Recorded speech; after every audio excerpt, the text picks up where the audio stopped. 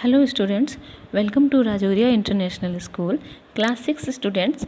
Today we shall start our English subject from chapter 2, Ashoka, the beloved of the gods. Ashok महान की कहानी है ये। सम्राट अशोक हिंदू सम्राट थे जिनके बारे में सभी ने स्टोरी सुनी हुई हैं।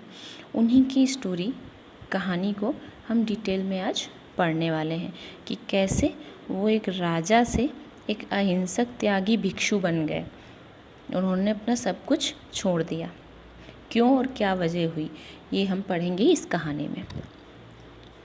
Ashoka succeeded Bindusar in 268 BC to a great empire which included the whole of North and Central India and extended right up to Central Asia. Ashok Bindusar के बाद 268 BC में एक महान साम्राज्य के राजा बने, जिस महान साम्राज्य में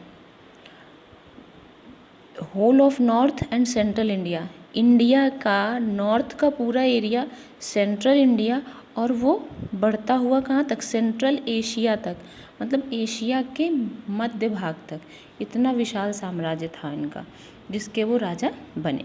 with the desire perhaps of bringing into his empire the remaining parts in the south east and south, he started the conquest of Kalinga in the 9th year of his reign. With the desire, आशा के साथ, इच्छा के साथ, perhaps शायद, अपने राज्य को, जो भारत के बचे हुए हिस्से थे उन तक पहुंचाने के लिए, अपने राज्य को बढ़ाने के लिए, कहाँ, साउथ ईस्ट और साउथ में जहाँ पर उनकी अप्रोच नहीं थी उस हिस्से को भी अपने राज्य में शामिल करने के लिए उन्होंने अपने शासन के, रेन मीन्स शासन के 9वें साल में, 9th year में कलिंग पर विजय अभियान प्रारंभ किया।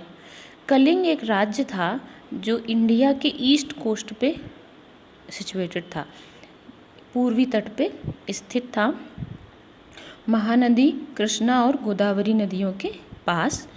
कलिंग के जो लोग थे वो बहुत बहादुरी से लड़े, but they were ultimately subdued after a terrible slaughter, लेकिन अंत में उनको एक भयानक मारकाट वाले युद्ध के बाद हार जाना पड़ा, झुक जाना पड़ा।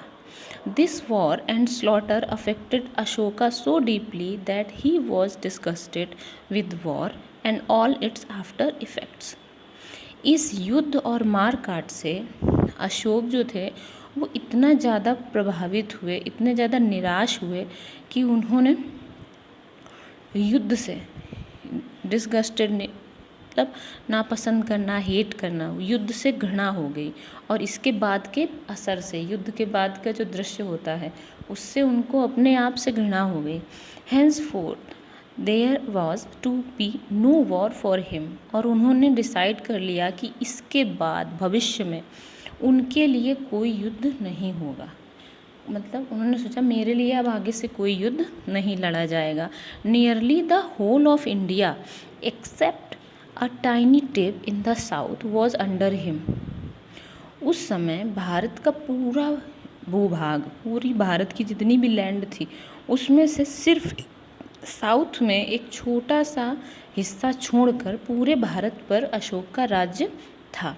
और अब ये उनके लिए बहुत आसान था कि वो उस छोटे से हिस्से को भी आसानी से जीत सकते थे, बट ही रिफ्रेंड, लेकिन उन्होंने इच्छा नहीं की। उन्होंने कहा इसकी अब कोई ज़रूरत नहीं है, मुझे अब कुछ भी जीतना शेष नहीं है। एक राइटर हैं H.G. वेल्स, उनके हिसाब से उन्होंने लिखा है, he is the only military monarch on record who abandoned warfare after victory. H.G. Wells ने लिखा है अशोक के बारे में कि वो अकेले ऐसे सैनिक तानाशाह थे जिन्होंने युद्ध के बाद, जो युद्ध में जीता हुआ सामान होता है, वारफेयर, जो युद्ध में चीज़ें मिलती हैं जीत में, वो कुछ भी नहीं लिया था, सब कुछ त्याग दिया था। Fortunately for us we have Ashoka's own word. सौभाग्य से हमारे लिए अशोक के अपने शब्दों में कुछ लिखा हुआ मिलता है, जिससे हमें पता चलता है कि वो क्या सोचते थे और उन्होंने क्या किया। In numbers edicts which were carved out in the rock or on metal, we still have his messages to his people and to posterity.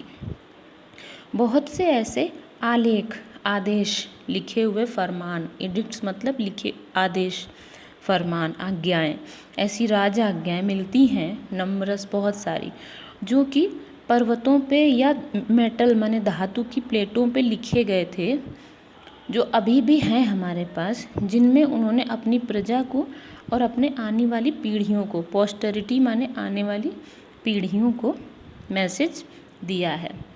आप जानते हैं, you know that there is such an Ashoka pillar in the fort at Allahabad, there are many other in our province. आप जानते हैं कि इसी तरह का एक पिलर, खंबा, स्तंभ, अशोक स्तंभ इलाहाबाद के किले में है, जो कि उत्तर प्रदेश में है, और देयर आर मैनी अदर, और इस तरह के बहुत से एडिक्ट्स, फरमान जो लिखे हुए हैं रॉक्स पे या मेटल्स पे, वो हमारे देश में जगह जगह मिलते हैं। In these edicts, Ashoka tells us of his horror and remorse at the slaughter which war and conquest involve. इन फरमानों में, आदेशों में अशोका बताते हैं अपने भय और पछतावे के बारे में, जो इन युद्ध और विजय के दौरान जो मार काट होती है उससे उनके दिल में पैदा हुआ। The only true conquest, he says, is the conquest of self and the conquest of men's hearts by the dharma. वो कहते हैं कि सच्ची विजय सिर्फ अपने आप की विजय, आत्म विजय और लोगों के दिलों पर विजय है, जो कि धर्म द्वारा की जा सकती है। इसके अलावा कोई भी विजय सच्ची नहीं है। But I shall quote for you some of these edicts, they make fascinating reading and they will bring Ashoka nearer to you. यहाँ पे राइटर कहता है कि लेकिन मैं इसके अलावा भी आपको इसी तरह के दूसरे आलेखों के बारे में बताऊंगा, जिससे कि ये रीडिंग बहुत अट्रैक्टिव हो जाएगी, आपको बहुत अच्छा लगेगा, आकर्षित करेगी ये चीज़। And they will bring Ashoka nearer to you, और इससे अशोक आपके और पास आ जाएंगे, मतलब आप अशोक को और अच्छे से जान पाओगे। Kalinga was conquered by his sacred and gracious majesty. Kalinga जो है वो एक पवित्र और शानदार महाराजा के द्वारा जीता गया है, ऐसा एडिक्ट में लिखा गया था।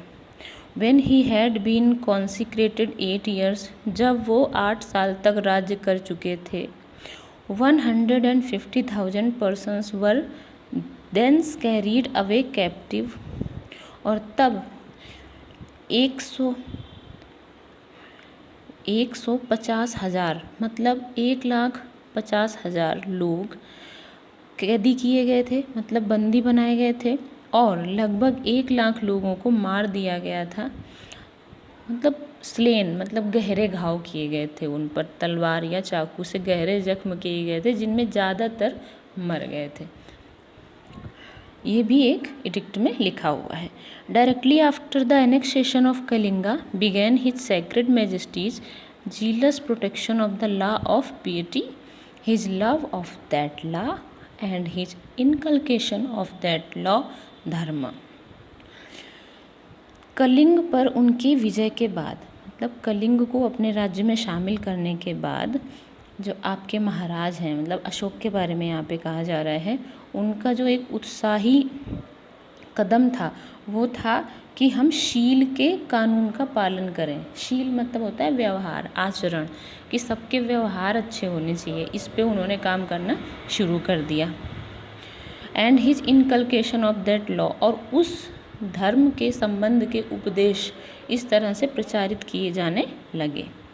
Thus arose his sacred majesty's remorse for having conquered Kalinga, because the conquest of a country previously unconquered involves the slaughter, death and carrying away captive of the people.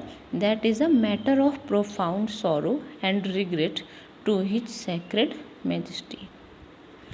Thus arose, इस तरह से उठा, जागा, क्या आपके महाराज का पछतावा, जो पश्चाताप था उनके अंदर, वो किस चीज़ का, कलिंगा को जीतने का, क्योंकि एक ऐसी ज़मीन को जिसको पहले नहीं जीत पाए थे, को जीतने के लिए जो मार काट हुई, जो मौतें हुई और बहुत से लोगों को बंदी बनाया गया, उसका जो पछतावा था वो बाहर आया। That is a matter of profound sorrow. और ये एक बहुत बड़े दुख और पछतावे का कारण था। इस आलेख में आगे लिखा हुआ है that Ashoka would not tolerate any longer the slaughter or captivity of even a 100th or 1000th part of the number killed and made captive in Kalinga. इस आलेख में आगे लिखा है कि अशोक अब सहन नहीं करेंगे कि आगे से कोई भी जितना कलिंग में नरसंहार हुआ है उसका 100वां या 1000वां भाग भी किसी भी तरह से मारा या हानि पहुंचाई जाए। किसी के प्रति कोई भी हिंसा अब नहीं होनी चाहिए। Ashoka further explains that true conquest consists of the conquest of men's hearts by the law of duty or piety, and to relate that he had already won such real victories not only in his own dominions but in distant kingdoms. Ashok आगे explain करते हैं कि जो सच्ची विजय है उसमें इंसान के दिलों पर ही विजय शामिल होती है, जो कि शील के आचरण या अपने कर्तव्य के पालन से ही की जा सकती है। And to relate that he had already won, और सच रियल विक्ट्रीज, और इस चीज़ को अपने इस तरह की रियल विक्ट्रीज से जोड़ते हैं कि जो दूसरे व्यक्तियों के दिल पर जीत होती है वही जीत होती है, ना कि केवल अपने डोमिनियन पर बट इन डिस्टेंट किंगडम। और इस बात को उन्होंने ना केवल अपने राज्य में फैलाया बल्कि जो दूर देश के राज्य थे, दूर दूर दूर पे जो राज्य थे वहाँ तक ये बात पहुँचाई कि सच्ची जीत केवल दिलों पर ही की जा सकती है, ज़मीन पर या राज्य पर जीतकर कोई जीत हासिल नहीं होती। The law to which reference is made repeatedly in these edicts was the law of the Buddha. जिस लॉ की, कानून की बात, जिस सिद्धांत की बात इन एडिक्ट्स में, इन आलेखों में बार बार की जा रही है, वो लॉ जो है, वो नियम जो है, वो बुद्ध के बनाए हुए हैं। गौतम बुद्ध, उनके नियम हैं जिनकी बात बार बार अशोक ने इन एडिक्ट्स में की है। अशोक जो थे एक आर्डेंट बुद्धिस्ट बन गए थे, तीव्र बुद्धिस्ट, वो बौद्ध भिक्षु बन गए थे। उन्होंने बौद्ध धर्म को फॉलो करना शुरू कर दिया और इस धर्म को फैलाने के लिए उन्होंने अपनी पूरी कोशिश की। But there was no force और compulsion, it was only by winning men's hearts that he sought to make converts. लेकिन उन्होंने इस धर्म को फैलाने के लिए कभी किसी पर कोई प्रेशर, फोर्स या कोई बाध्यता नहीं डाली, कोई बल का प्रयोग नहीं किया कि लोगों को अपना धर्म छोड़ के बुद्ध धर्म अपनाना कोई बाध्यता नहीं थी। अपनी इच्छा से ही लोग आ रहे थे, बस लोगों के दिलों को जीत कर, लोगों को अपना कर। Men of religion have seldom, very seldom been as tolerant as Ashoka. जो धर्म के लोग होते हैं, जो धर्म का प्रचार कर रहे होते हैं, वो बहुत ही कभी ही ऐसा होता है कि इतने सहनशील हों जितने कि अशोक थे धर्म में लोगों को परिवर्तित करने के लिए। मतलब किसी का धर्म छुड़वा के कोई दूसरा धर्म अपनाने के लिए क्या होता है, they have seldom scrupled to use force and terrorism and fraud. वो लोग क्या करते हैं, बल का प्रयोग करते हैं या डराते हैं, है ना, टेररिज्म माने आतंकित कर देते हैं, या फ्रॉड करते हैं, मतलब धोखाधड़ी करते हैं, झूठ बोलते हैं कि आप हमारे धर्म में आ जाओगे तो आपको ये प्रॉफिट होगा, आपको ऐसे भगवान जल्दी मिल जाएंगे, या ऐसा होगा वैसा होगा, झूठे प्रलोभन देना, फ्रॉड करना। तो वो ऐसा लोग करते हैं, लेकिन उन्होंने कभी भी ऐसा नहीं किया। The whole of history is full of religious persecution and religious Wars.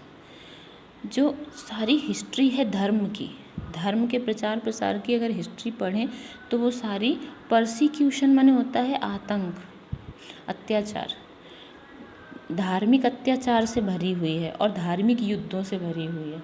मतलब एक धर्म के लोगों ने दूसरे धर्म के लोगों पे अत्याचार करके उनको मजबूर किया है कि वो उनका धर्म अपना लें, अपना धर्म छोड़ दें। भगवान के नाम पर और धर्म के नाम पर जितना खून बहाया गया है आज तक हिस्ट्री में, उतना और किसी नाम पर और किसी वजह से नहीं हुआ। सबसे ज़्यादा लड़ाइयाँ और युद्ध धर्म के नाम पर ही किए गए हैं। It is good therefore to remember how a great son of India, intensely religious and the head of a powerful empire, behaved in order to convert people to his ways of thought। ये बहुत अच्छा है याद रखने के लिए कि भारत का एक महान बेटा ऐसा था जिसने इतने तीव्रता के साथ एक इतने बड़े साम्राज्य का राजा होने के बाद भी इतने अच्छे से बिहेव किया, लोगों के सोचने के तरीके को बदलने की कोशिश की, बिना किसी पर कोई ज़ोर ज़बरदस्ती किए। इट इज़ स्ट्रेंज, लेकिन ये अजीब है कि कोई भी इतना मूर्ख हो सकता है कि वो ये सोचे कि रिलीजन और फेथ, धर्म और विश्वास, थ्रस्ट माने थोपना, किसी पर थोपे जा सकते हैं, ज़बरदस्ती डाले जा सकते हैं। अ पर्सन्स थ्रोट, एक व्यक्ति के गले में। At the point of sword और बेनेट। बेनेट मीन्स होता है संगीन, जो बंदूक के आगे लगी हुई धारदार चाकू या तलवार जैसा होता है वो बेनेट। और स्वॉर्ड मीन्स तलवार, मतलब तलवार या खंजर के बल पे लोग सोचते हैं कि हम किसी का धर्म और विश्वास बदल सकते हैं, लेकिन ऐसा बिल्कुल भी नहीं है। वो मूर्खतापूर्ण है कि ऐसा कोई सोचे कि हम इस तरह से किसी को डरा के धमका के हम किसी का धर्म और विश्वास बदल सकते हैं। जैसा कि उनके एक एडिक्ट में लिखा है, as one of his edict says, all sects deserve for one reason.